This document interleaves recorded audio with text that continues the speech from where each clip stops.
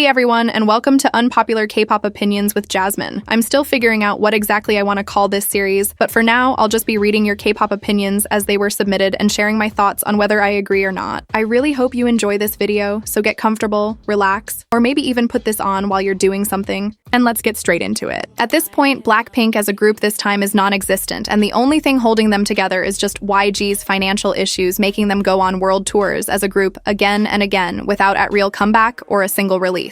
That quote honestly sums up how a lot of people are feeling right now, and I actually agree with it. I really do think Blackpink is holding up YG's financial issues, and maybe it's just me, but I find it so weird how YG keeps sending Blackpink on world tours over and over again, almost like they're trying to get rid of them or something. The girls are insanely talented and they're all thriving as soloists, even with the hate they sometimes get, but personally I still think they have so much potential as a group, because Blackpink is literally one of the biggest girl groups in the world, and in my opinion that potential is just going to waste.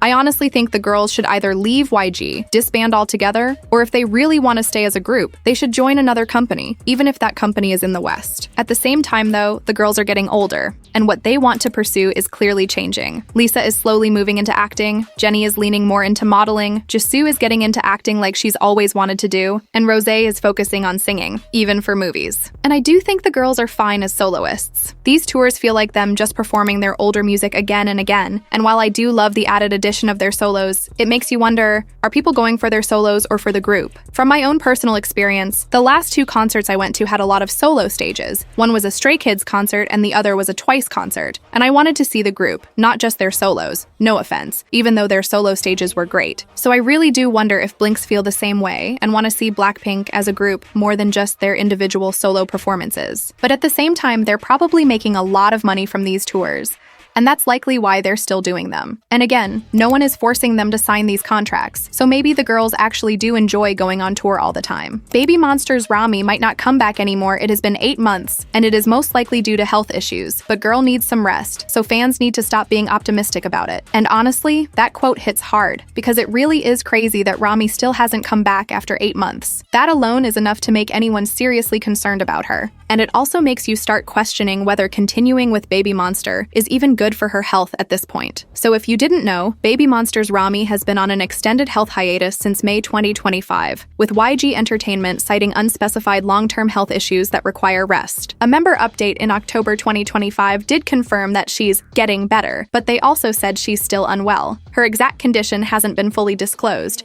but it is known that she previously experienced a collapsed lung or pneumothorax during the filming of Sheesh. Since then, her absence from tours and content has continued, and the other members have been working to cover for her while she's been away. In my opinion, and I know many people might not agree with me on this, I honestly think she should leave the group for the sake of her health and her well-being, not just for herself, but also for the group and the fans. That way, false hope isn't constantly being given to fans, and the members don't have to keep covering for her while waiting for her to return to her place, because after 8 months, she clearly isn't better, and she is seriously not feeling well. And who knows, if she does rejoin Baby Monster, her illness could even get worse. And again, I'm not even a Baby Monster fan, but I personally love Rami's voice when she sings. And knowing she has been sick since last year just makes me really concerned for her health. Fans should not be pressuring her to come back because this sounds serious. I genuinely hope she gets better and chooses what is right for her health and well-being, because she deserves to put herself first. Concert tickets are really getting expensive and unreasonable at this point. And honestly, I agree with that so much because it's getting ridiculous. Like, my backseat tickets to Twice were around 300 Australian dollars. Yes, backseats. Me and my sister tried to get middle seats, but we weren't able to because of the demand. And by the time we got through, all that was left were backseats, which were still around $300. And it doesn't even stop there, because VIP tickets and things like that can go all the way up to $1,000. For an adult, that's almost an entire week of working just to see your favorite idols, which is honestly wild when you really think about it. And yeah, there's a lot of demand, which is probably one of the reasons the ticket prices are so high, but at the same time, it also allows some creeps to get front views at concerts, just saying, I am doubtful about the future of New Jeans. The members that have stayed with Adore will have to do some serious work to earn the public trust back. Maybe some therapy too. The adults closest to them definitely failed them, but they are still young and can learn from this crazy experience. I just don't know how I personally will feel about them if they don't do genuine public apologies and then some. I hope they, Adore, New Jeans, Hybe. Don't just sweep everything under the rug and pretend none of it happened and move on business as usual. And honestly, I almost 100% agree with that. But in my opinion, New Jeans' reputation might already be beyond repair, and it seems like the only support they truly have left is from their fans. Adore's goal is to make money, so that's probably why they even wanted them back, and it's clear that the adults closest to the members truly failed them. I also agree with Min Hee-jin, and now it's being revealed that one of the members' families were getting involved, which has only made this messier. The fact that Min Hee-jin said she didn't want the group to go against each other during the press conference also speaks volumes, and Adore did say they would handle that. At the same time, I think Adore's role also involves helping these girls and keeping them away from Min Hee-jin, because it seems like her influence is causing them more harm than good. Their relationship is complicated, to say the least. And honestly, you shouldn't feel that much loyalty or love for your CEO, no matter what they do, even if they're exploiting you. I hope the members can learn from this and eventually move on. But the image they had of being a group of friends just making music is honestly destroyed at this point. The public doesn't see them the same way anymore. That said, good luck to them. I genuinely hope they can reflect on this situation, understand how real the legal system is, and see that actions have consequences. Cat's Eye is so overrated. People love them only because they are hella over-sexualized. I believe they are talented, I've seen the way they dance, and it amazes me, but I can't with the whole dance moves and outfits they have. It's not sexy anymore, just vulgar. So let's talk about this. Personally, I think Cat's Eye's popularity comes from the fact that we haven't seen a group like them in so long. They're honestly all very different people, not perfect, and their careers have been driven in part by controversy and drama, something you could already see from the Dream Academy show before their debut. And yes, Cat's Eye is over-sexualized, and that's absolutely a problem. So many people are talking about it, and I genuinely find it problematic because in basically every performance, you're always seeing someone's ass. I had to say it. There's a line between art and over-sexualization, and when the girls are so young, this just looks like over-exploitation. Let's be 100% clear here. A lot of Cat's Eye's fans are children. They've even gone to things like the Kids' Choice Awards. Honestly, I think things are starting to get a bit too vulgar. What should be a performance or red carpet moment is turning into straight-up exploitation. And then everyone jumps on Danielle for wanting her shirt cropped more. But like, guys, that's just Danielle. I'm not gonna play it. But Yoonchae at a VMA performance looked uncomfortable in her revealing outfit, which even Manon noticed. Sometimes it's fashion, but sometimes it's just an excuse to exploit the girls. The fact that Yoonchae's discomfort with inappropriate outfits was justified by fans just because it happened in the US is honestly disgusting. Like, why did people even want to see her in revealing clothes? And no, it's not empowering, and it doesn't look good. But again, that's just my opinion. Unpopular K-pop opinion. All Day Project's songs are actually good. Most PPL are just pressed cues of Annie's wealth. So yeah, I actually disagree to a certain extent. All Day Project's music is fire, like really good. Songs like Wicked and Famous are absolute bangers, and I love everything about them. The dances, the concept, the way the songs are composed. Their newer music, though, not really my thing. I'm just not into it. Also, I don't stan them. I just really liked their debut music. It was a vibe. As for people being pressed about Annie's wealth, it could just be me, but I honestly don't think she would have made it into the group if it weren't for her status and family. The group has very talented members, like byeee, who is a fantastic singer and an amazing dancer. And then you add Annie into the mix, and the skill gap becomes noticeable, which just doesn't feel right. That said, Annie's wealth and status did bring the group some popularity, much like Youngseo's addition to the group also boosted their visibility. I'm not saying any of the members aren't talented, but the skill gap is getting more obvious and it's something that just feels a little off. Doubt this is unpopular, but whatever. This could be controversial, but the criticism that Ayeon was getting for her dancing was low-key valid. Her dancing wasn't overpowering the rest of the group, and she wasn't exactly having too much energy. She just looked so stiff with her movements. Her dancing wasn't sharp. It was almost watching her body shock on different parts of the song because of the way that she's dancing. If you look at some of the Like That performances, you can easily see how her movements aren't sharp or precise. They're just messy, uncoordinated compared to the group, and overall just not pleasant in the vibe of the song and performance. I'm not trying to criticize her because there's always room for improvement no matter how long you're in the industry, but people need to stop defending the uncoordinated feel that some of her dancing leaves just because they are fans of the group.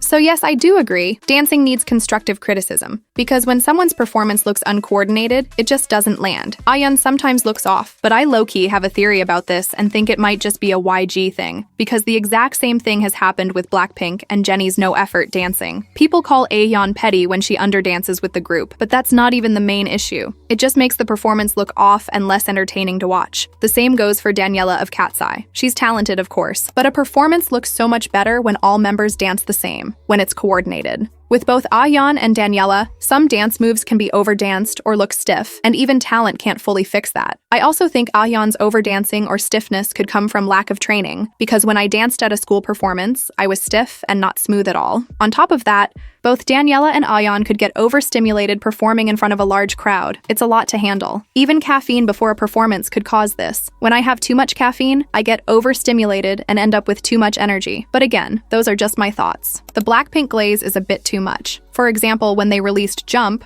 I'll admit, the song is mediocre, but some blinks glaze it like the group made a generational song that could solve world hunger. The members are better as solo singers. Renewing their contract won't make it better considering the criticism they've been receiving. Okay, so personally, I love Blackpink's music. It's the type of music for me that doesn't get old, and I can just scream the lyrics on a car ride, which is exactly what I always do, LOL. Honestly, Jump is one of my favorite Blackpink songs, so for me, it's definitely not mediocre. But I low-key agree that the glaze around it was a bit too much. The members are, of course, thriving as soloists, and they've each done so well individually. But after all these years in their career, I feel like I would have expected their group music to keep evolving and getting better and better, yet it's mostly stayed on the same level, if you get what I'm saying. Honestly, I've talked a lot about Blackpink before, so I guess you guys already know my stance on them. HYBE created BTS, but BTS gave HYBE their billion-dollar South Korea world empire success. And I low-key get where this user is coming from, because there's truth on both sides of that statement. On one hand, BTS absolutely built HYBE into what it is today. Their success is what turned that company into a billion-dollar empire and a global name. But at the same time, we also have to think about it from the perspective that if it wasn't for HYBE, or Big Hit at the time, actually creating BTS and promoting them in very specific ways, that billion-dollar empire might not exist either. So it's not just one or the other. HYBE gave BTS the platform, the resources, and the strategy to even become what they became. But BTS also worked insanely hard for their success, just like so many other groups out there. Both things can be true at the same time. I'm a former Blink and still feel upset about Blackpink saying the N-word and not saying sorry, but more so certain Blinks defending what happened. I feel like it was unprovoked and my heart was broken, and I don't think as a whole the pain and hurt is cared about as it should be. And honestly, reading something like that is really heavy. Defending that kind of behavior is not okay in my opinion, and losing hope in a group you once loved that much is honestly really sad, especially if it's true. But at the same time, YG has a very clear pattern when it comes to situations like this. There's controversy around one of their artists doing or saying something wrong,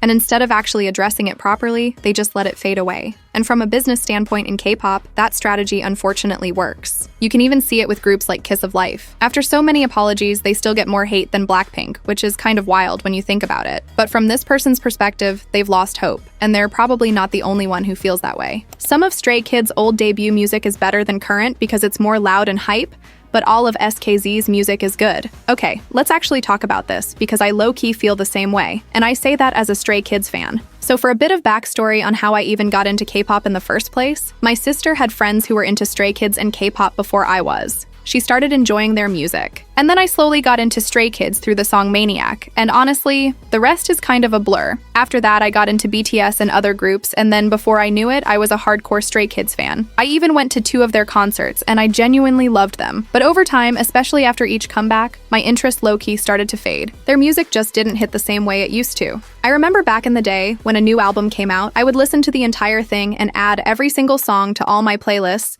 and just have it on repeat until the next comeback. But nowadays, when I try to do that, I get bored and just go back to whatever I was doing before. And that honestly makes me kind of sad. It could be because they were on tour for a long time, or maybe because I've been exploring other groups, but something definitely feels different. And honestly, Stray Kids' debut era music is legendary, but it's not just them. It's the same with so many groups like ITZY, G-Idol, BTS, Blackpink, and probably more. Their debut music is so good, and then when you compare it to their newer stuff, it just doesn't hit the same. Like compare G-Idol's Nude and Queen Card to Wife or Klaxon. It just doesn't feel the same. Or imagine listening to Myro, Double Knot, or even the iconic District 9, and then listening to Stray Kids' newer music. So yeah, I do agree with that take. I don't really know about the loud part though, because I've never really thought of a song as being loud, but the hype and impact, that part I definitely feel. I love Sophia from Cat's Eye, but I feel like she is not idol material. There's nothing about her that stands out to me. She has great vocals, but not anything unique compared to say Lara or Daniela. She suits more soloist vibes. Okay, so personally, putting members against each other like this isn't really my thing, but I low-key do see where this person is coming from. That said, I honestly think this is more HYBE's fault than Sophia's. and we should talk about that. Hybe is barely giving her any lines, and they keep pushing other members to shine more, which naturally makes Sophia appear less unique on stage. When a company keeps putting certain members first, it affects how the audience perceives everyone else, even if the talent is there. That said, I honestly think this is more Hybe's fault than Sophia's, and we should talk about that. Hybe is barely giving her any lines, and they keep pushing other members to shine more, which naturally makes Sophia appear less unique on stage. When a company keeps putting certain members first, it affects how the audience perceives everyone else, even if the talent is there. Sophia also has a background in music because of her family,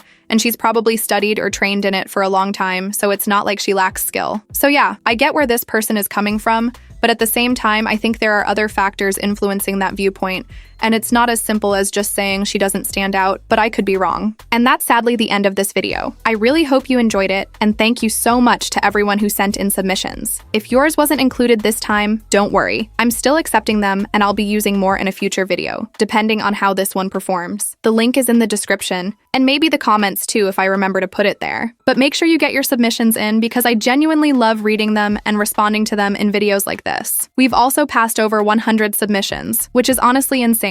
Seeing so many people confidently share what they really think is amazing, even when I don't agree with everything. I'm all for people having opinions and speaking their truth, even if others don't like it. Stand by what you believe, even if it's just a K-pop opinion, and don't let anyone make you feel less for it, unless it's actually wild, but you get what I mean. I love you guys so much, and if you're a real one who made it to the end, drop a sloth emoji in the comments and I'll reply because I really do appreciate you. And honestly, after disappearing for like 3 months because I got hacked, the fact that you guys still came back and support me means everything. I know I'm ranting, but truly, good things are coming your way, even if you're a hater watching this part. So yeah, I'll catch you in the next video. If you're not already, make sure you're subscribed and give this video a like so I know you enjoyed it and want more content like this, where I give my unfiltered thoughts. Bye for now.